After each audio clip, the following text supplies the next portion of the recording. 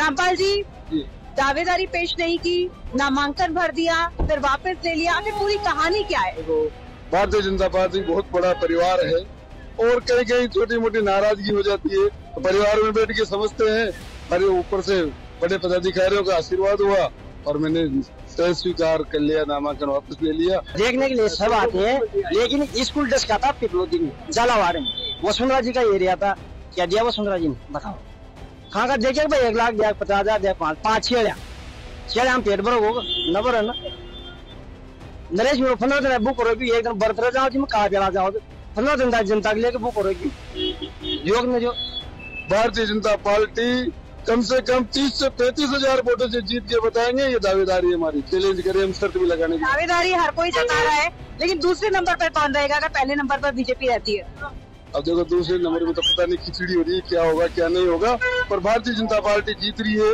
अंत में चुनावी माहौल पूरी तरीके से सज चुका है।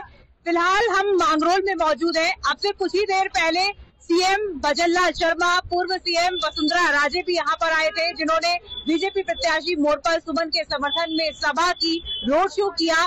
यहाँ पर आप माहौल देख सकते हैं। इस वक्त हमारे साथ एक शख्स मौजूद है जिनका नाम है रामपाल मेघवाल, पूर्व विधायक रह चुके हैं, बीजेपी के पक्ष में नामांकन वापस लिया है।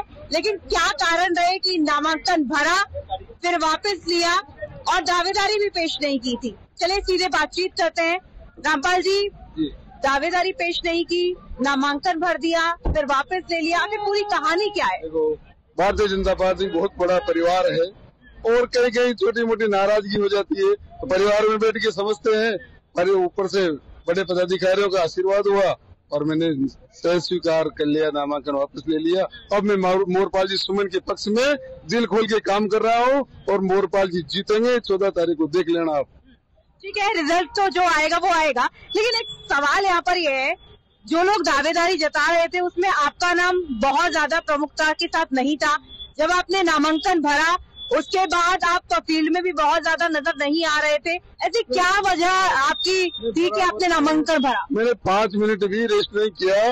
जो ही मैंने नामांकन वापसी की, मोरपाल जी सुमन के पक्ष में बराबर चल रहा हूँ, अभी रात दिन मेहनत कर रहा हूँ और मोरपाल जी को जिताएंगे, भारतीय जनता पार्टी का कमल खिलाएंगे, इसमें कोई आश्चर्य नहीं है। पार्टी ने टिकट नहीं दिया, क्या वजह मानते हैं? तो पार्टी का टिकट मांगने का अधिकार तो मुझे 12 में था। मैंने तो यहाँ एक कोशिश की थी, मैंने कहा अपना दावेदारी करते हैं, पर बड़े पदाधिकारी को आला कमान का आदेश हुआ, नहीं, चुप हो गए।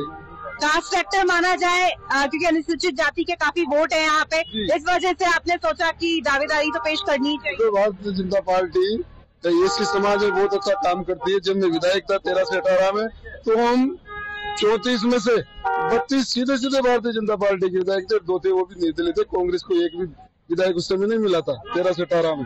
तो अनुसूचित जाति के बीच भारतीय जनता पार्टी बहुत काम कर रही है और माननीय मोदी जी का भी पूरा आशीर्वाद है, देश के लोगों को आगे बढ़ाने का काम कर रहे हैं। एक सवाल यहाँ पर ये है, क्योंकि कांग्रेस अपने प्रत्याशी की घोषणा कर चुकी थी, निर्दलीय प्रत्याशी के रूप में नरेश मीणा भी मैदान में उतर चुके थे, लेकिन बीजेपी ने बहुत देर लगाई, इसके अलावा प्रचार में भी बहुत देर लगाई। इसके पीछे आप क्या वजह मानते हैं? देखो, पार्टी का संगठन का मंथन होता है, उन्होंने सोच समझ कर जिसे चेहरे को उतारा। मोरपाल जी बहुत सच्चे इंसान है, अच्छे हैं, गरीब परिवार से है और वो गरीब की भाषा जानते हैं।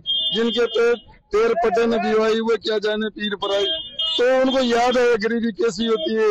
गरीब की सेवा करने का लिए, विकास के लिए माननीय मोरपाल जी को चुना है, सही सिलेक्ट किया है और संगठन ने जो निर्णय किया है उसके साथ सब कार्यकर्ता लग रहे हैं। दावेदारी कई लोग पेश कर रहे थे, उनमें पूर्व मंत्री प्रभुलाल सैनी का भी नाम था, लेकिन पार्टी ने उन्हें टिकट नहीं दिया। उन्होंने, जब वो यहाँ पर विधायक रहे, उन्होंने कई काम करवाए थे। मोरपाल सुमन स्थानीय हैं, प्रधान रहे हैं, लेकिन लोगों का ये भी कहना है कि मोरपाल सुमन को बहुत ज्यादा लोग जानते नहीं है। नहीं, कैसे नहीं जानते, वो कितनी बार 3 बार सरपंच भी रहे हैं, प्रधान है और कार्यकर्ता जहाँ भी बुलाए मोरपाल जी सुमन खड़े रहते हैं 24 घंटे कार्यकर्ताओं के बीच में। तो मोरपाल जी को तो हर कोई जानता है। तो जनता ये विधानसभा क्षेत्र नहीं, अभी तो पूरा 12 जिला नहीं, अभी तो पूरी हाड़त ही जानती है मोरपाल जी सुमन। अच्छा, क्या लगता है बीजेपी की टक्कर किससे, कांग्रेस से या नरेश मीणा से? देखो, हम तो ये जानते हैं भारतीय जनता पार्टी कम से कम 30 से 35,000 वोटों से जीत के बताएंगे, ये दावेदारी हमारी। चैलेंज करें, हम शर्त भी लगाने की। दावेदारी हर कोई जता रहा है, लेकिन दूसरे नंबर पर कौन रहेगा अगर पहले नंबर पर बीजेपी रहती है? अब देखो दूसरे नंबर में तो पता नहीं खिचड़ी हो रही है, क्या होगा क्या नहीं होगा, पर भारतीय जनता पार्टी जीत रही है तो हम तो भारतीय जनता पार्टी की वजह से ही करते हैं, भारतीय जनता पार्टी के और उनके लिए काम कर रहे हैं। नरेश मीणा किसको डेंट पहुंचाएंगे, बीजेपी को या कांग्रेस को? तो कांग्रेस को पहुंचा रहे हैं, बीजेपी का कोई नुकसान नहीं हो रहा किसी से। अच्छा, कांग्रेस को पहुंचा रहे हैं।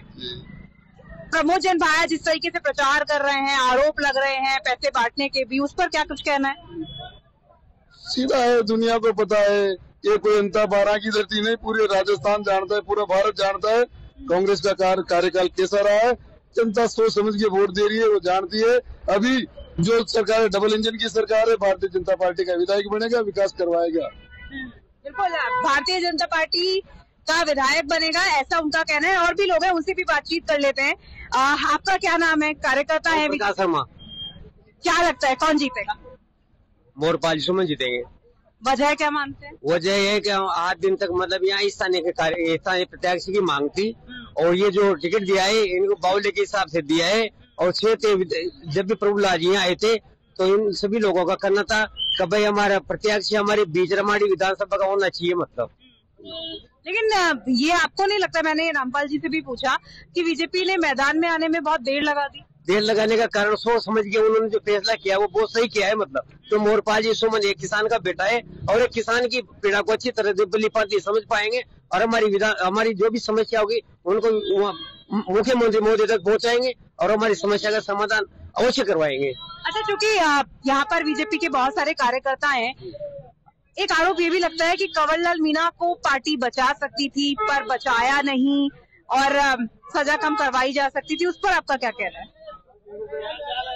हो सकता है ये भाई असमंजस में रह गए, बहुत पुराना केस था 2005 का, तो 20 साल पहले केस था, तो हो सकता है भाई ऐसे निकल जाएगा, इसलिए हो सकता है पार्टी ने ध्यान नहीं दिया वो, इसलिए वो सजा होगी उनके ऊपर। एक आरोप ये भी लगता है कि चाहे अंता हो, मांगरोल हो, यहाँ पर कांग्रेस बीजेपी मिली हुई है और 12 में भी यही आरोप लगता है। कांग्रेस बीजेपी मिली हुई होगी तो दोनों क्षेत्रीय पार्टियां, स्थानीय पार्टी, राष्ट्रीय पार्टियां ऐसे मिलके चलेगी है तो फिर विश्वास कौन करेगी? जनता कैसे विश्वास करेगी? दोनों पार्टी मिलके चुनाव लड़ेगी, कांग्रेस वाला बीजेपी वाले का सपोर्ट करेंगे और बीजेपी वाला कांग्रेस वाले का सपोर्ट करेगा, तो पब्लिक फिर कैसे इनका विश्वास कैसे करेगी? ये तो आप बताइए ना, ये आरोप है इस विधानसभा में और ये आरोप बीजेपी के कार्यकर्ता ही लगा रहे हैं। बोहत में आप चले जाइए, वहाँ पर बहुत सारे जो कार्यकर्ता है वही आरोप लगाएंगे। ऐसा हुआ था जैसे मतलब 13 सदस्य होने के बावजूद जिला परिषद में प्रमुख बीजेपी का बनना था, वो नहीं बनने के वजह से ये आरोप है। तो वो एक कौन था आज तक पता नहीं बता सकते इस बात को, हम नहीं बता सकते इस बात को। भाई वो कौन था? 13 सीट आज मैडम तो बीजेपी का प्रधान जिला प्रमुख बैठ रहा था। क्यों बेटा? क्योंकि मिली हुई है ना भगत, पब्लिक भड़का रखी है कांग्रेस पार्टी, कांग्रेस बीजेपी कांग्रेस भीतर तो मिली हुई है ना। कौन मिला हुआ है? बीजेपी कांग्रेस वसुंधरा जी, भाया जी, सभी मिली हुई है। अच्छा, आप देखो ना 12 में 13 सीट थी, कांग्रेस की एक सीट कम थी, फिर भी भाभी प्रमुख बैठ गई। क्यों बैठी? वजह तो है ना काम। हमने तो ठान लिया, चाहे जीतो चाहे हारो, ये जनता फैसला करेगी। ये तो नरेश मीणा का वोट दूंगा, चाहे मर जाएंगे मिट जाएंगे लेकिन नरेश का ही वोट करेंगे, कुछ भी हो जाएगी। अच्छा, चूंकि ये जो पूरा इलाका है, बीजेपी ने अभी रोड शो किया है और यहाँ पर नरेश मीणा के समर्थक भी नजर आ रहे हैं। आएगा ना सब देखने के तो आएगी, देखने के लिए सब आते हैं, लेकिन स्कूल ड्रेस का था पिपलोदी में, झालावाड़ में, वसुंधरा जी का एरिया था। क्या दिया वसुंधरा जी ने? बताओ कहाँ का देखे भाई? 1 लाख दिया, 50,000 दिया, 5 6 हम पेट भरो होगा न भरो ना। नरेश मीणा 15 दिन बुक करोगी, एक दिन बर्थ जाओ जी में कहा बेला जाओ, 15 दिन जनता के लेके बुक करोगी। योग में जो किसाना के लेके मुआवजा के लेकर कलेक्टर भी ट्रैक्टर का बोनट में खड़ा कर दिया, 81 करोड़ को मुआवजा मिलो अपन का, तो बस लाजी ट्रेन रोकी थी कच्छपड़ा में। नरेश मीणा किसाना के लेकर खाद के लेकर ट्रेन रोकी थी, तो किसाना के लेकर काम करियो, गरीब के लेकर काम करियो और करियो तो अपन तो वोट नरेश को देंगे, कोई भी जीतो, कोई भी जीते पर इनका वोट नरेश मीणा को जाएगा। देखिए लोकतंत्र की यही ताकत है, एक तरफ बीजेपी के कार्यकर्ता है, एक तरफ निर्दलीय जो प्रत्याशी है नरेश मीणा के समर्थक यहाँ पर नजर आ रहे हैं। लेकिन कुल मिलाकर अंता का जो रण है वो बहुत भीषण हो चुका है और 11 नवंबर को क्या कुछ होगा ये भी देखना दिलचस्प होगा। और 14 नवंबर को किसके पक्ष में परिणाम आएगा ये देखना काफी दिलचस्प रहने वाला है। कैमरा पर्सन राम प्रसाद मेहता के साथ मैं आंचल गुप्ता, राजस्थान तक के लिए।